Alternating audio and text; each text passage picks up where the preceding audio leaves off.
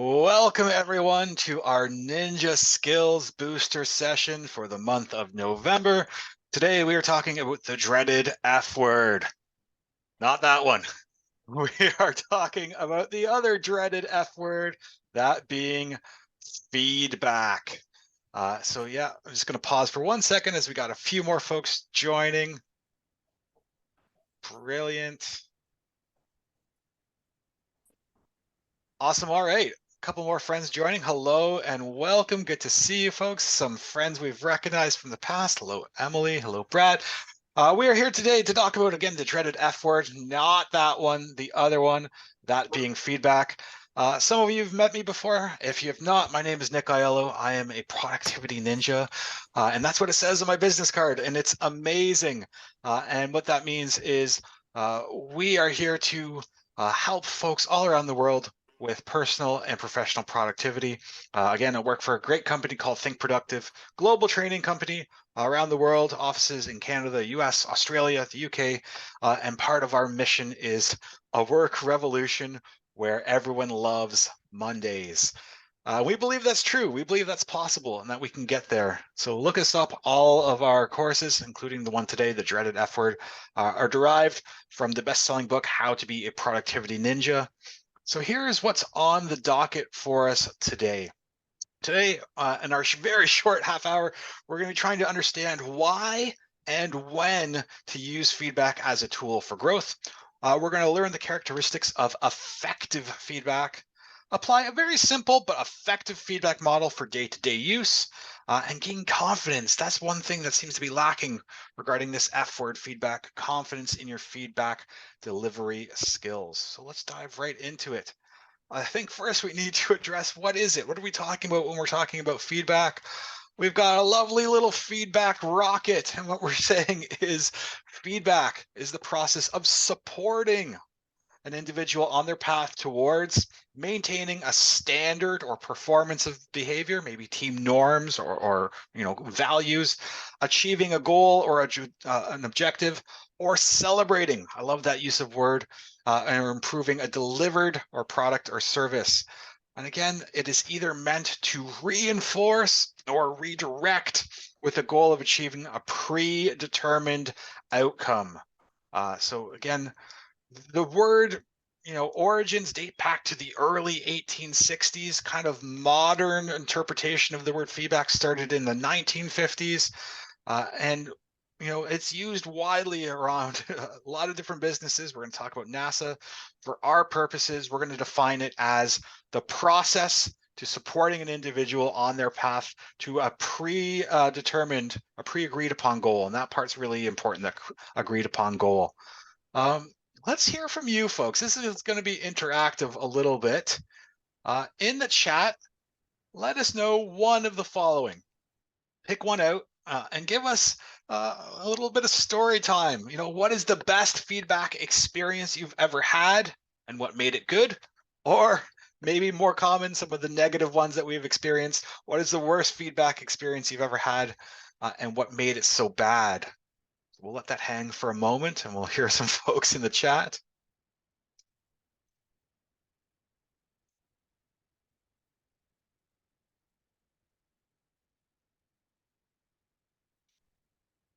Often we tend to remember the bad ones more frequently than the good. And that's part of our brain composition as well. There's a great book saying, our brains are Velcro for the bad and Teflon for the good. While we're waiting to hear a couple responses, I'm going to throw this one out. Look at the title there. We need to talk. How many of you have heard that expression before? And even reading it or hearing me say it now, we need to talk. Cringe at it a little bit, right? Because it's kind of icky. It's kind of yucky. Maybe we're hearkening back to, a boyfriend, girlfriend. Great. Some of them are coming in. Thank you for playing along, team. The best feedback experience is when the manager starts the meeting by assuring me this is not bad news. Right off the get. You're not in trouble. You're not getting fired. Brings us down right away. Awesome. Thanks for that, Emily. Best, I understood why I was being given the feedback. Thank you, Jessica. It made sense to me. And I agree the changes would improve the bigger goal we were working towards. Right? So the rationale, the why behind the feedback, so critically important.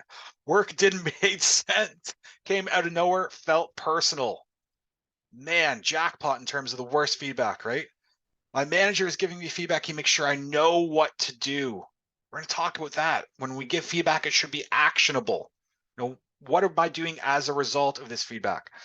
The worst, good job, but no specifics. Okay, well, how do I do this again? How do I replicate a good job? Positive, open, and honest. Negative starts with firstly. Oof, oof, right? That means that there's a secondary as well. A worst feedback, male boss saying I needed to be more friendly and welcoming in my morning, possibly a female administrative person. Wow, yeah, talking about mental health, understanding of gender norms. So we've got the gamut of it. We've got the spectrum of good and bad feedback, and thank you for playing along, folks. We're going to dive into a lot of the things that you just said, especially some of the things that you said about around being honest and transparent.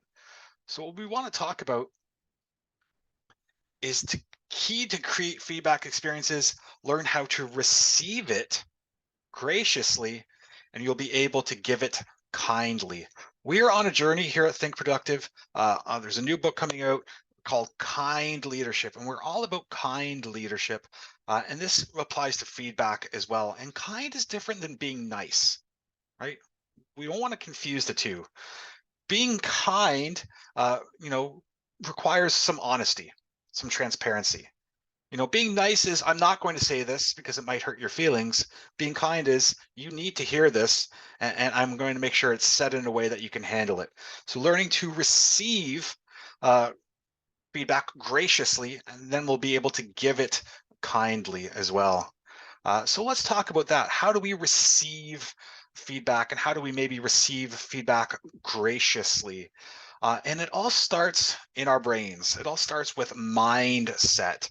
So typically, both giving and receiving feedback is sometimes a little triggering to us. We're going to get into the neuroscience of it. Maybe you didn't think we're going down neuroscience path today, but the hind part of our brain, our amygdala, is in charge of our fight or flight receptors.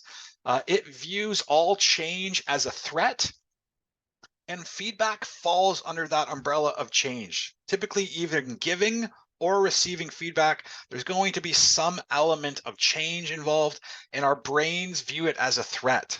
What is less threatening, the science shows, is asking for feedback.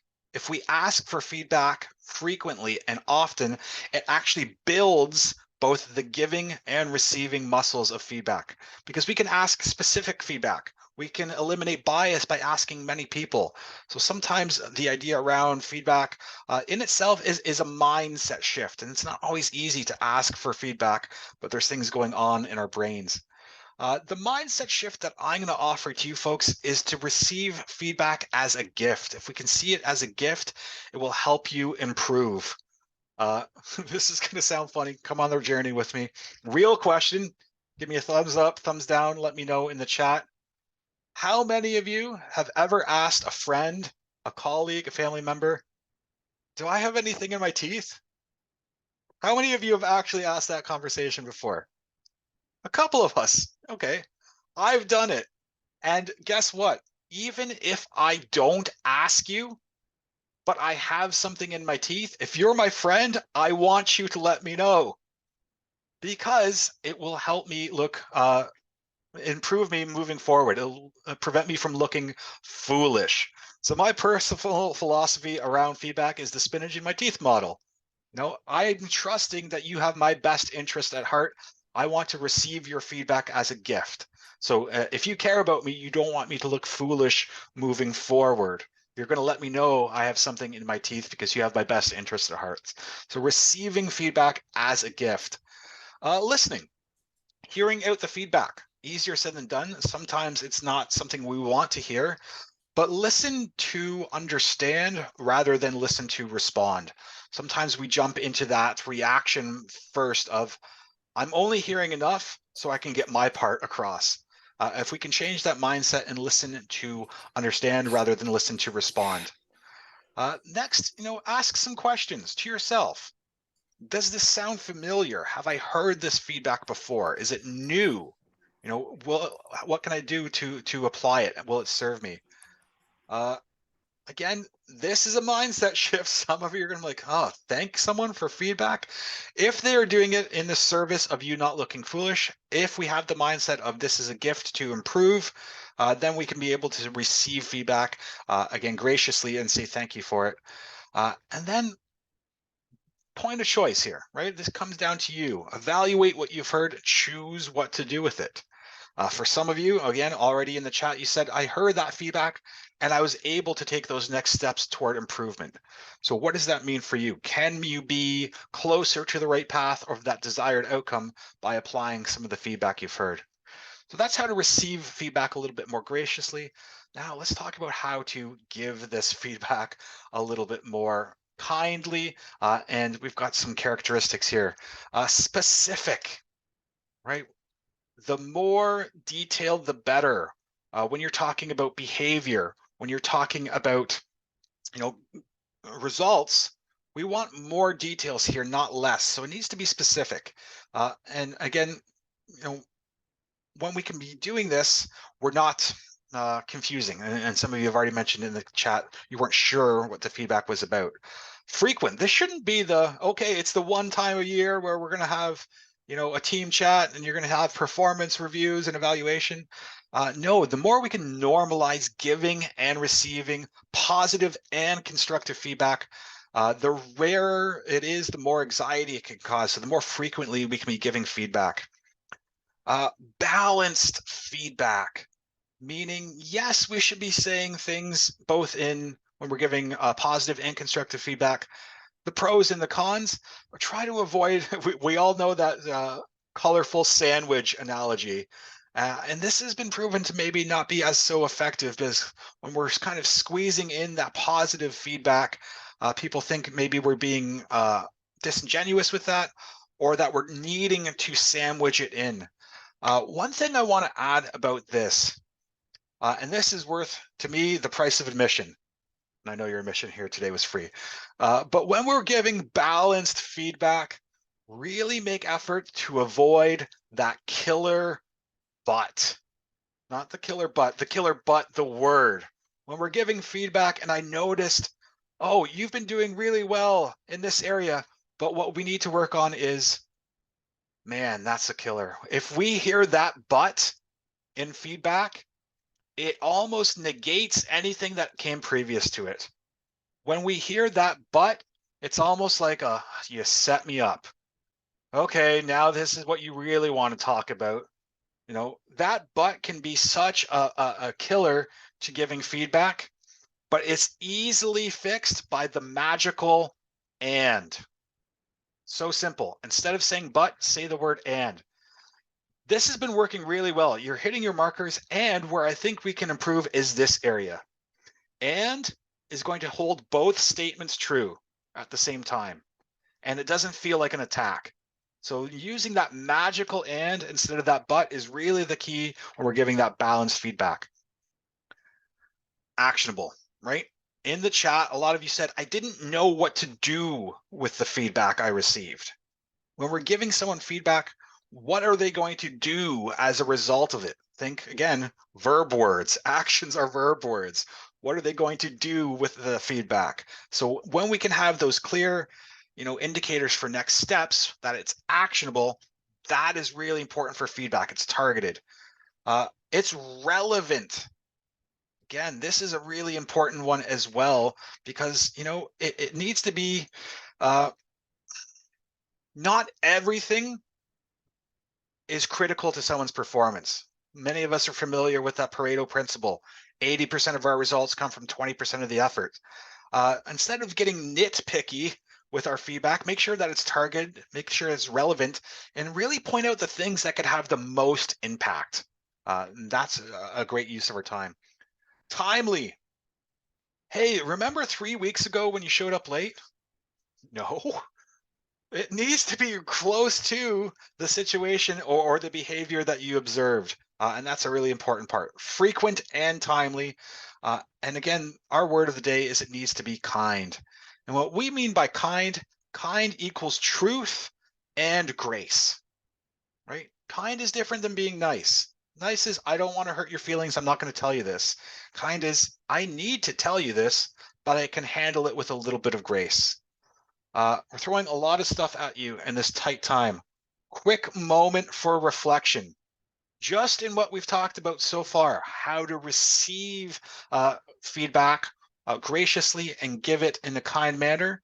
1 minute for self-reflection, just on what we've talked about so far. How will you change the way you receive feedback? How will I approach giving feedback in the future? 1 minute for self-reflection.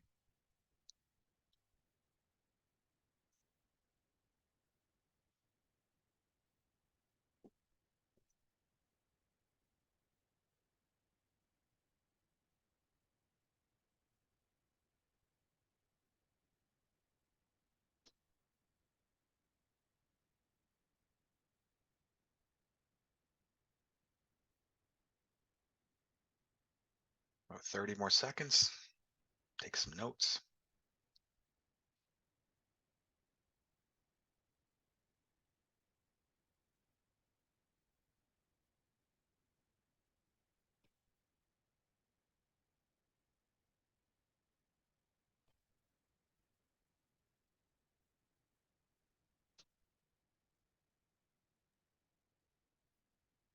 Capture that last thought, that last sentence. So let's talk about a pretty familiar, maybe you've seen it before. This is a model we're going to be talking about on giving one-to-one feedback. And again, we recommend, especially when we're looking at, are you on track? Are we not on track? If that is kind of the underlying principle around feedback, this is what we want to be talking about in a one-on-one. The first one is describe the situation, including the when and the where, right? Give context. Most people can't remember what they did yesterday, so this helped them to recall the context in their mind. 2, explain the feedback. And again, our kind of underlying, mantra is: are we on track or off track? What specific work product or specific behavior would you like to discuss? What is really important here is we're talking about observable behavior. Things you witnessed, things you saw, things you heard, not things that you got secondhand. And again, we're talking about behavior, not the person. So situation, explain the feedback, explain the impact. This morning at the all hands meeting, I noticed you kind of lost your cool. You reacted with a little bit of aggression, and that's normally not like you. We typically look at you as being a leader. And what I want to know is what caused you to have that reaction today. Step 4 is the discussion part. And this is a critical part. This should be with an open-ended question to now gain their insight. For far too long, we viewed feedback as a one-way conversation. Feedback needs to be 2 ways. So after you've explained a little bit of the situation, the context, why you're having this conversation. Again, this works for both constructive and positive feedback. The impact that the observable behaviors had. Now it needs to open up. This needs to be a discussion. Again, you're going to hear their point of view. And again, leave room for this because this is a critical step. Have that open-ended kind of question to lead them into the conversation. Sometimes we need to restate why we are talking about this. Sometimes we can get off track very quickly in feedback. So when necessary, if we need to circle back to the, reason behind the feedback, that is important as well. And also the summary and the close. So this is usually where we're getting alignment about next steps, especially that actionable piece. What are we going to do as a result of that summary? And again, thank them for having the time and the making the time to hear the feedback. So describe the situation, explain the feedback, explain the impact. That's an important one. When you did this, it had this impact on work, on the team. Again, positive or constructive. That discussion, open-ended question, make them part of it. Restate the reason for being there, summary, and close. So we mentioned at the top one kind of industry, one kind of organization that really uses feedback, and feedback is normalized, is NASA. And again, their underlying principle is Are we on track? Are we not yet on track to what has been agreed upon? So again, if this rocket image is not going to reach the moon on the agreed upon destination, they need to have that feedback to either course correct or to reaffirm that things are going well. So again, this idea of feedback can be used for sure for positive reinforcement to make sure that everyone is known that we are on track, we are getting closer, we are going to achieve those objectives. So are we on track? Are we not on track? One last little point here before we wrap things up, folks. Critical to the delivery of our feedback is, sometimes I call it gift wrapping, packaging. How are we presenting this feedback? The way you're coming across is going to have a big impact on how that person is going to take it. So before we're delivering constructive feedback, there needs to be a few things you consider to set yourself up for success. Check your motivation. Why are you giving this feedback? For what cause? For what intended purpose? Again, we should always be looking at behavior and not individuals. Sometimes hard, right? Sometimes we bleed them together. But when we're giving feedback about behavior that you observed, not the person. And again, that calm and neutral tone of voice really needs to set the tone. Anything other than that is going to not lead to a good discussion. I'm a big fan of getting right to it. I don't like personally too many pleasantries, conversation before that feedback. You're going to know your team members a little bit more than I do. I like getting right into it, be saying, I'd like to talk today about this. Because if I'm getting too much into how was your weekend, tell me about vacation, how are the kids and the pets, and then feedback, especially in a constructive setting, they're like, you set me up. Sometimes your team members want that. You're going to know them better than I do, but I like getting right into it. Manage your internal stories. What are you telling yourself? And when sometimes there's narratives about, I'm having this feedback about this. Check that before the conversation starts. Ask yourself, what could have happened? Are there any other possibilities?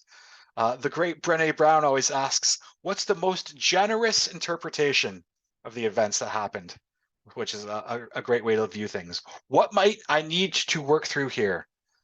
Assume the best, assume positive intent, right? People generally do the best they can with what they know at the time. Do your best until you can be doing better. They make the best decisions they can, and when they know better, they do better. And that's the great Maya Angelou. So a couple of things to check ourselves before we're giving that feedback. Here's the great thing. Feedback is one of those muscle things. We can get better at it. The more we practice it, the better we get at it. That's again why we think it should be frequent.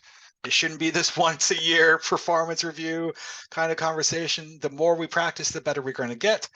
And here's our challenge to you is to practice. Start applying the feedback model, our one-to-one model right away. After each discussion, evaluate what you did well, what you could do better next time, and soon we'll be seeing feedback opportunities. We practice this. Soon as I'm done this call with you folks in 5 minutes, I'm going to answer 3 questions. Those questions are, what went well? What didn't go well? What are you going to do differently next time? We have an internal feedback loop where after every delivery we do, we ask and answer those questions, and it always sets us up for success moving forward. So 1 more minute for reflection. Either answer those questions that we began with, or now that we know a little bit more about feedback, what will you do? And again, hint, hint, hint, verbs. Do is a verb word. What actions will you take? So 1 minute for reflection.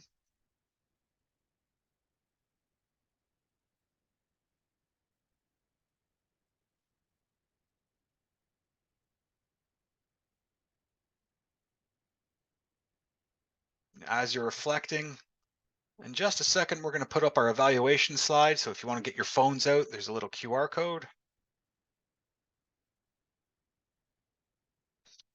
We can put that up now while you're reflecting.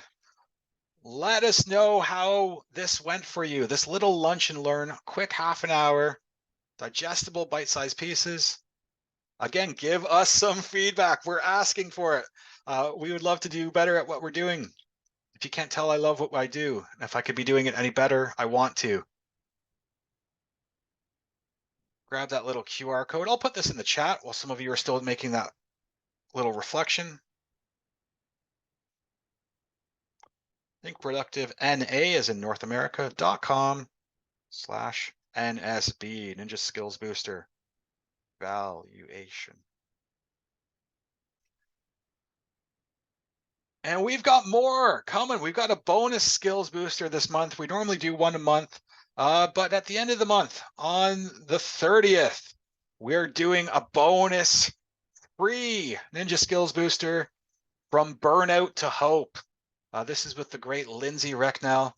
Again, little QR code if you want to register for that one now. Pull out your phones. This is going to be a great one. Lindsay's a rock star. I always enjoy her work. This is from 1 till 1:30, so a little bit after our normal time slot here on the 30th of November. And then we're also going to be back in December. I don't have a slide for it, but dealing with holiday overwhelm, which I know is a great one for all of us. I hope we had some fun here today, folks. Again, reach out. I'd love to stay in contact with all of you. Here's how to reach out on socials. Again, my name is Nick. And I hope you enjoyed the dreaded F word. Thanks for being here today, folks. All the best. Take care. Cheers.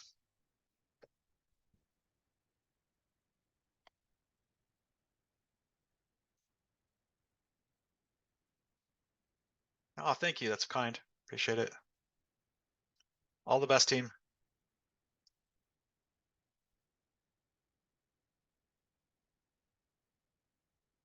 Yeah, you're welcome. All the best. Cheers.